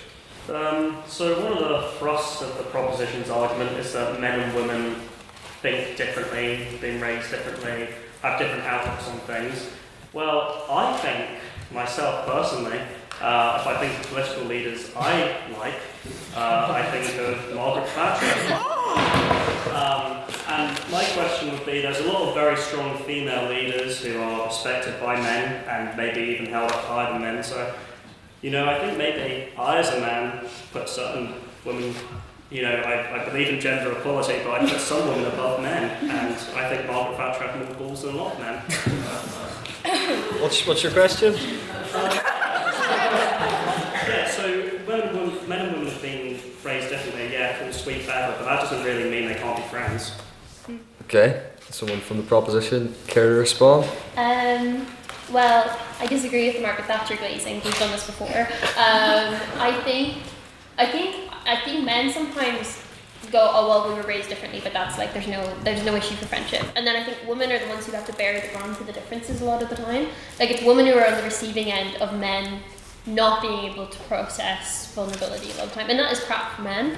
But when you are in a friendship and a man only sees you, and this doesn't happen all the time, but it happens more often than women would like, is that a man only sees you as an avenue for something. Like Jonathan says, I'm only an avenue for him to speak on debates. Like it doesn't have to be a sexual avenue, but there is the way that men look at women is fundamentally different to how women view friendship, and then that is a hard thing to have a friendship because it is inevitably going to cause complications and a bit of chaos. And it's not the same. When you have friendship with female friends, then you're like, well, this is not the same, and is it worth the effort? Like I do think that is like I have a lot of male friends. Like there's Henry, there's Oren, there's I have no male friends because I was against the motion. that I'm supposed to be friends with, but like I have way more arguments with them than I ever have with my female friends because there is this inevitable complications that I have to come with of them just not getting things. Yeah. Thank you, Ella. Would someone from the opposition care to offer a rebuttal? Yes, Elliot. I share a lot of Farnham's distaste at the idea that you can't have friendships across difference in access to power structures or different experiences. I mean, a lot of media recently has centred on people making friendships across social divides. Green Books, Noughts and Crosses, Boy in Striped Pyjamas, all of these were about the idea of making friends with people who weren't in the same access to power as you. Growing up, my best friend at the time, the closest person I think I've ever been in the world with, was he grew up in Morocco. We had a very different upbringing, very different experiences, but that wasn't an obstacle to our closeness. And then when you kind of extrapolate a lot of the ideas of this motion, they seem to go against this progressive principles, which I know Farnan is a big fan of. And I think the reason that is that the origin of this motion, at least the contemporary origin of this motion, isn't a feminist idea. It's from the manosphere. The people who I hear espousing the idea that men and women cannot be friends are these kind of misogynistic figures like Andrew Tate who occupy the manosphere and use it to try and deny access for women to power structures. And so I completely reject the notion that difference in access to power structures or differences in experience are an obstacle, or maybe they're an obstacle, but I do not believe that they stop men and women from being friends at all. Thank you, Elliot. Do we have another question for the proposition? Yes, Peggy? Jonathan speaks a lot about external pressures on friendships and how heteronormative ideas that men and women need to be in a relationship and therefore we can't be friends. But how does that necessarily affect the friendship apart from people's view of it? I mean, with that logic, then gay people wouldn't be so open because of the whole thing of you have to be in a romantic relationship with another person. So I don't really understand how that logic applies to straight people but not bisexual people. I mean, I'd like to start by reading from my feminist literature. December 17th, 1832. Having now finished with Patagonia... Sorry, that's void of Beagle. No, I think the fundamental argument that I'm making is that these external pressures mean that the relationship, the friendship is never what it should be. It's never a proper friendship. At the point where we start saying there are differences between our male friendships and our female friendships.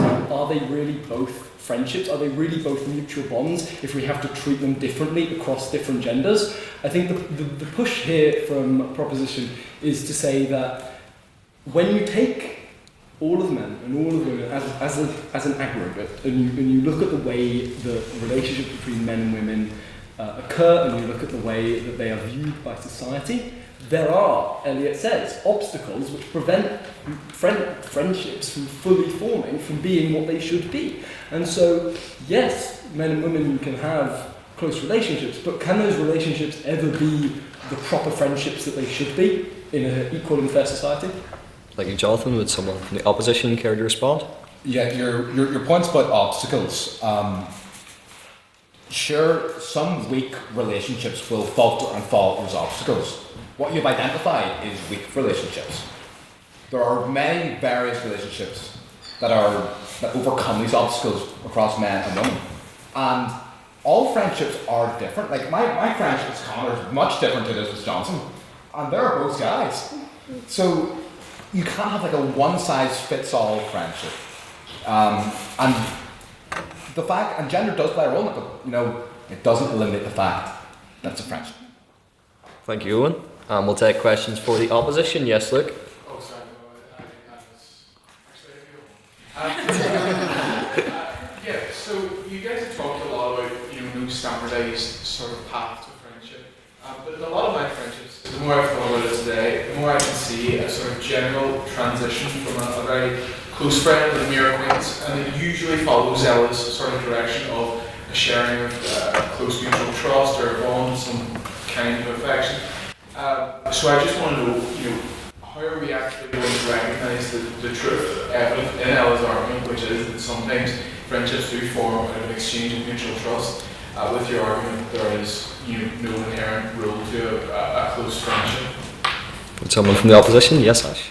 Well, I think that it's true that people who share, people of the same sex or gender can form stronger bonds with one another because they can relate to one another more closely. But I mean, by that logic, I also share a lot of the similar things with gay men, for example, who are also attracted to men, and I can also share with them those similar bonds. So I don't think that we should limit ourselves necessarily to gender-specific shared bonds. Shared bonds can be because of nationality. Shared bonds can be because of a shared upbringing. Shared bonds are not gender-specific. Yes, they do exist. But I think to say that purely on the basis that we are both the same sex or gender, we will form a closer bond than if I was compared to a person of the opposite sex, I think is completely incorrect. I will probably, if I'm from the same country as another person, I might relate to them and share a deeper bond than with another person who is a female but not from where I am. I think it's such a binary and limited view of how we form bonds and relationships that unfortunately this motion only stands in a very specific way, and only towards the standard of friendship they're looking for is this pure, uncomplicated level of friendship that I don't think actually exists or is anything genuinely attainable. Thank you, Ash. Would someone from the proposition care to respond? I think it's attainable because I have it with my female friends, and I do think there's a level of, I think my whole point that I was trying to make is that there's an inherent level of trust that I have with female friendships that I don't have with male friendships. And I don't think that's necessarily the guy's fault. I just think there's societal barriers to the emotional intimacy that you have. And it's men they either get there and then they go, oh, this isn't a romantic thing or this is an attractive thing. Or even, say if it's a gay guy, they get there or they don't have any desire to, because for them it doesn't serve them a purpose to get that level of trust with someone. And I think, to go kind of back to what Luke said, you can have relationships with men where there's mutual interest, we're from the same country, or for example, me and Jonathan have some things in common, I guess, and we talk about that, or Daniel and I take the same train home and we talk about that. Never met in the train yet, though that's something we have to do. But to me, that's not enough. Common interests, common bonds are not enough. When you do have a friendship that has absolute complete trust that person sees you exactly as you see yourself and you see them exactly as they see you, and there's a level to which you can openly criticize that person or openly vent to them, I've only ever attained that from female friendship. And maybe it's because I'm a misandrist, but I think it's a societal problem. So that's kind of the point I have. Thank you. We'll take one more question for the opposition if we have one. Yes, Rosa? This is more for Ash and Owen, but as a fellow bi woman, maybe it's just me, but I do feel more reservation going into male friendships than I would into female friendships. Like, I would have that fear that they might catch feelings. However, none of the women who, like Beth and Ella, I have slept non-sexually in the same bed as, or like done incredibly intimate acts with, have ever feared that I would catch feelings for them, because it's so much easier to, there isn't that societal expectation, and it feels a lot easier to have that non-sexual intimacy without that fear with my like same gender friendships.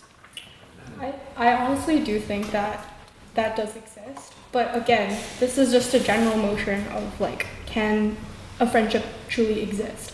And I will not say that every friendship between me and a female and between me and a male will be exactly the same. There will be differences, and of course those nuances exist. But I think that just by calling it a nuance, or like that complication of barrier exists, you can just like dismiss the whole idea that you can be friends or even have a deep friendship.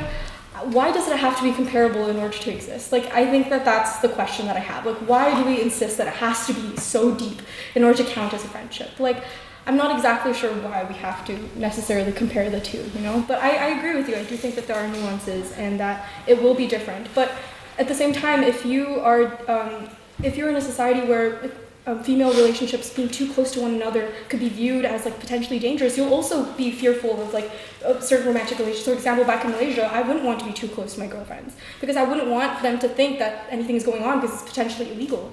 So that affects my friendships there too, but like that doesn't mean that I don't also form close bonds with them, right? So I don't think you can just apply this as a general blanket rule. I think it's that's it. Thank you. Thank you, Ash. Someone from the proposition. Yeah.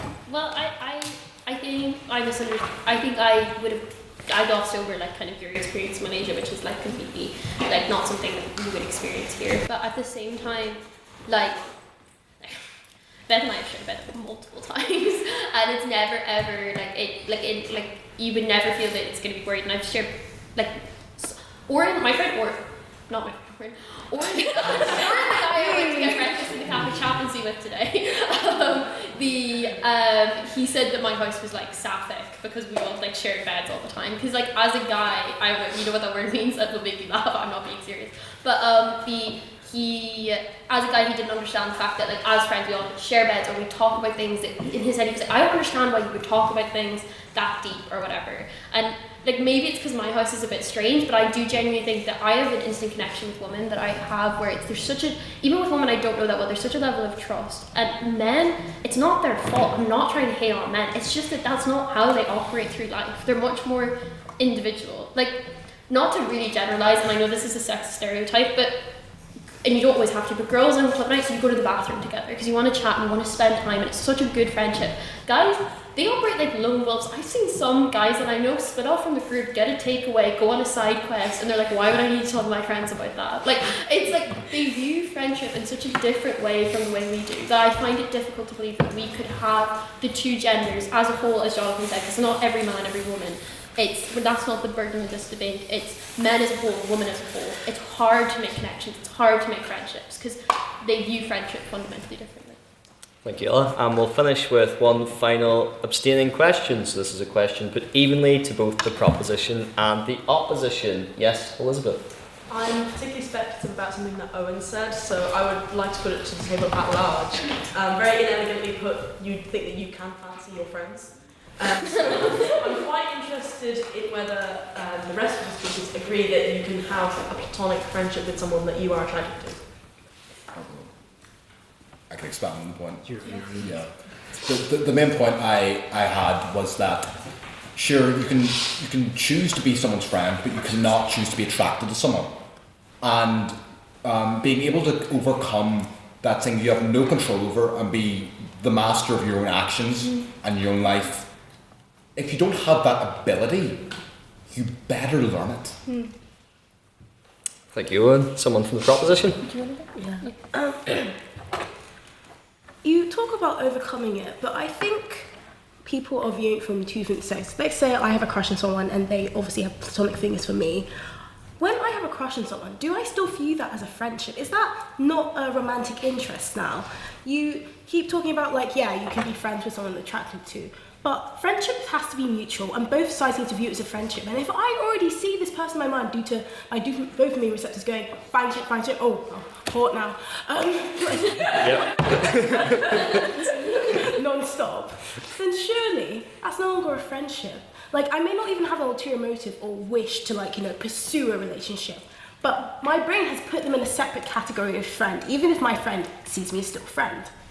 Thank you, Annie. And so concludes our debate, and it is now time for the vote on speaker ability. So this is your decision as members of the House, not on your own personal opinion, but who you thought spoke best on the metrics of presentation, rhetoric, argument, teamwork, and engagement. So, can I have all those who'd like to vote for the proposition for the vote on speaker ability to raise their hands now, please?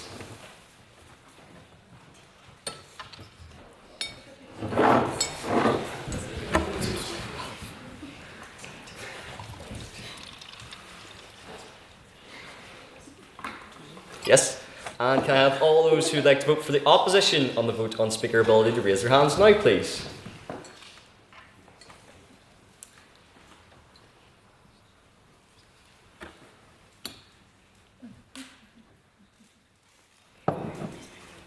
You can vote for yourself. Yes. And then finally, can I have all those who'd like to abstain from the vote on speaker ability to raise their hands now, please?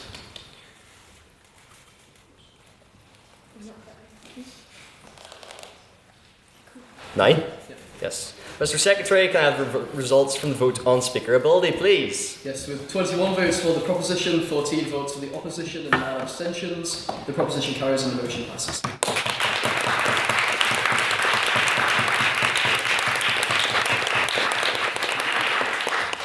Yes. And before we head off to Lavery's, well, first of all, I'd like to take a bit of time to reflect on the birthday of the Society.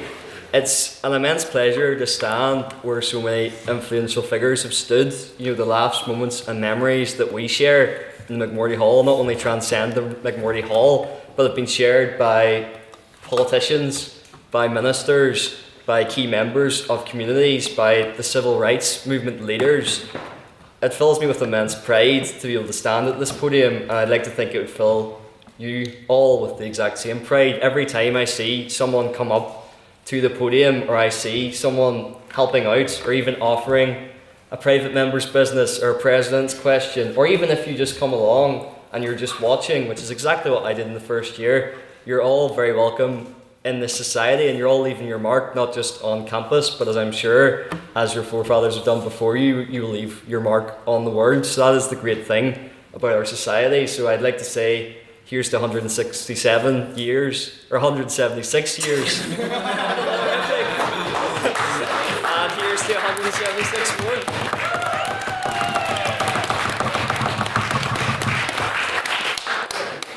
And with that, and all the opportunities you have to get involved, I'd like to open the floor to our council announcements. Do we have any council announcements in the house tonight? Mr. Events? We do. We have a few events. Monday we have the leader of the DUP, Gavin Robinson. That should be a fun one. Come along and boom, you can be in support. And the week after we have Daniel Mulhall, former ambassador to the United States.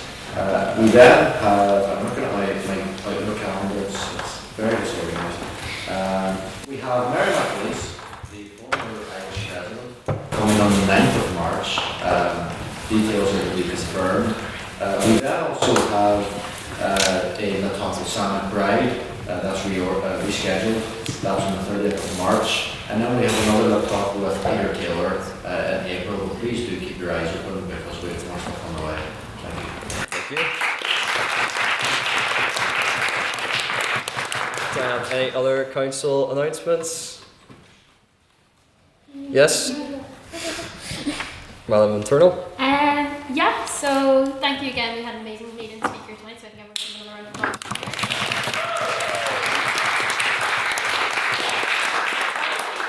I have one question to ask Daniel. Did we have any meeting speakers for the debate I wasn't present for this week? Which was on Tuesday. Yeah. We had 3 meeting speakers. Yes. Right, well I have some big news, guys. We have hit over 50 meeting speakers.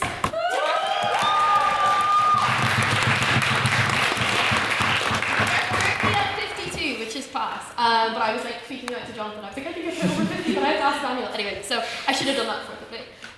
But also, in other amazing news, we have our chamber debate workshop, or kind of intro debate workshop on next Wednesday. So, Ash Wednesday. So you can do two things on one day. Get your ashes open to debate, or don't get your ashes, we're open to all people. It should be really, really fun. If you are in any way, if you've spoken before, you should still come to it, but if you're in any way hesitant about debating or speaking, then come to this workshop. It'll be very fun, it'll be really chill, it'll be in the PFC. Basically, it's about teaching people kind of what makes a debate good, what makes a debate compelling, why is it fun to do it. I'll be showing examples throughout the litany of Irish Times debates that I've watched in my research, and then also just out of world examples as well. So, out of the debate world, I mean. It'll be really, really fun, so please come, because last time I came, to the 10 people who came last time, I love you so much, but we want to hit more than 10 guys, because I made such a good PowerPoint and only 10 people saw it, and 3 of those people were on council, so please come to my workshop on Wednesday. And then also, if you want to speak at debates, come to me or fill in the form. It's good to come to me, because especially for a debate like next week's debate, which is the Labour one, it's so popular. Like, it's crazy. And I have people coming to me being like, please let me speak in that debate. And I'm like, yeah, but I don't know how many people are left. But the one thing about that debate is, I'm sorry, I know I have a bad rep for being misandrous today. Only men have signed up for that debate, which is crazy because there's so many girls in the room. And then a lot of them seem to have opinions on Keir Starmer. So please, my goal always is to not have just one gender on a debate, because it's just not fun to listen to. Imagine listening to 4 men speak. I did not, like 8 men speak. I did that a lot last year, and I'm not doing it again this year. Basically, yeah, that's it. It's our Labour Party debate. You should come next week. It'll be really, really popular, really fun. Come to my workshop, and then also we have the IV. So our IV, which is happening, Jonathan, when's the IV happening? 28th of February to the 1st of March. The weekend of the 28th, so then the 1st of March. Our IV is this amazing thing Henry's organising. A lot of you will have gone to IVs this year in Dublin. We are having our own one, and it is going to be much, much better than the people in Dublin can even comprehend. It's a Belfast IV, guys, and it's BP. So if you haven't done BP and you're a little bit worried about doing BP, then one, you should come to our Monday workshops, and also come chat to us. Come chat to us and we'll tell you all about BP, because it's really not that difficult. It is just a form of debate that prioritises argument. That doesn't mean you can't be funny, that doesn't mean you can't be compelling or introduce rhetoric, it's just argument. And that is something that we need to get better at as a society, including myself. So yeah, you should sign up. The form is in the WhatsApp, I believe. Yep, so you should sign up to speak on our IV. If you don't sign up, I'll personally come harass you, and believe me, Henry will harass you, which is a whole different kind of pushy. If you think I'm pushy intense, you have not met Henry or Ruben yet properly. So please sign up to our IV. Please come to my workshop. Please sign up if you're a woman or a man to speak at next week's debate. That is the summary of my business. Thank you. all. That transitions us very nicely on to an announcement from Madam Vice President. Yes, speaking of, if you're a woman, please sign up for your days. You will scan the QR code and you will be able to sign up for our Women's Subcommittee debates. Yay! The first one is happening next Tuesday, and it is the motion, this House would decriminalise sex work. If anyone has any interest in that motion, any of the other motions that you can find through that QR code, please sign up.